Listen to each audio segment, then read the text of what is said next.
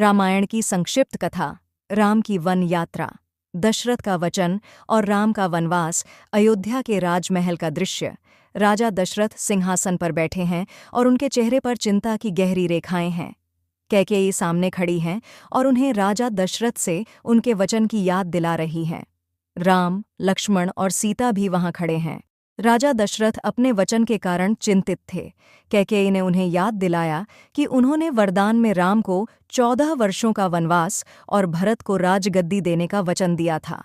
दशरथ का हृदय टूट गया, लेकिन वचनबद्ध होकर उन्होंने राम को बुलाया। राम ने अपने पिता के आदेश का पालन करते हुए बिना किसी शिकायत के वनवास स्वीकार कर लिया। उनके साथ सीता और लक्ष्मण भी चलने को तैयार हो गए। राम, लक्ष्मण और सीता का वन के लिए प्रस्थान। अयोध्या के बाहर एक सुनसान मार्ग पर राम, सीता और लक्ष्मण वन की ओर चल रहे हैं। उनके पीछे अयोध्यावासी दुखी होकर खड़े हैं और मार्ग के दोनों ओर पेड़ पौधे और वनस्पति दिखाई दे रहे हैं। अयोध्यावासी राम के वनवास पर गहरे शोक में थे। राम, लक्ष्मण और सीता वन की ओर चल पड़े। सभी के चेहरे पर संकल्प और त्याग की भावना थी। वे जानते थे कि यह यात्रा आसान नहीं होगी, लेकिन धर्म और कर्तव्य उनके मार्गदर्शक थे। राम, सीता और लक्ष्मण एक छोटी सी कुटिया के पास बैठे हैं, जो जंगल के बीच में स्थित है। चारों ओर पेड़ पौधे और वन्यजीव हैं। लक्ष्मण धनुष पकड़े हुए पहरेदारी कर रहे हैं, जबकि राम और सीता शांत भाव से बैठे हैं। राम, लक्ष्मण और सीता पंचवटी में एक कुटिया बनाकर रहने लगे। वहां का वातावरण शांतिपूर्ण और प्राकृतिक था, लेकिन वन की चुनौतियां सामने थीं। लक्ष्मण हमेशा सतर्क रहते, ताकि राम और सीता की सुरक्षा सुनिश्चित हो सके। वनवास का यह जीवन उनके धैर्य और त्याग की परीक्षा ले रहा था। आसमान में काले बादल घिर आए हैं और वातावरण भयावह हो गया है। एक दिन राम और लक्ष्मण के कुटिया से दूर होने पर रावण ने मारीच का सहारा लेकर सीता का हरण कर लिया। सीता ने अपनी चूड़ियां और आभूषण रास्ते में गिराए, ताकि राम उन्हें ढूंढ सकें। रावण उन्हें अपने रथ में लंका की ओर ले गया। यह राम की जीवन यात्रा का सबसे बड़ा मोड़ था। हनुमान समुद्र को पार करते हुए विशाल रूप में उड़ते दिखाई देते हैं। उनके चेहरे पर दृढ़ता और साहस की झलक है। नीचे समुद्र की लहरें उछल रही हैं और लंका के पहाड़ दूर क्षितिज में दिख रहे हैं।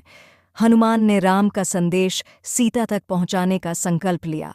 वे समुद्र पार कर लंका पहुंचे और सीता से मिले। उन्होंने राम की ओर से आश्वासन दिया कि जल्द ही वे उन्हें मुक्त करवाने आएंगे। हनुमान का यह साहसिक कार्य राम की सेना के लिए निर्णायक साबित हुआ। राम और रावण के बीच भयंकर युद्ध का दृश्य। राम धनुष से बाण छोड़ रहे हैं, जबकि रावण अपने रथ पर खड़ा होकर युद्ध कर रहा है। चारों ओर युद्ध का कोलाहल है और आकाश में बाणों की बौछार हो रही है। राम और रावण के बीच भयंकर युद्ध छिड़ा। दोनों योद्धा अपने अद्भुत पराक्रम से लड़ रहे थे। अंततः राम ने रावण का वध कर दिया और सीता को मुक्त कराया।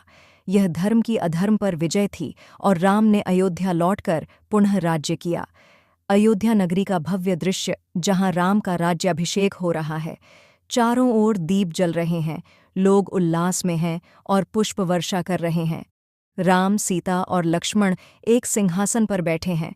अयोध्या में फिर से शांति और समृद्धि लौट आई।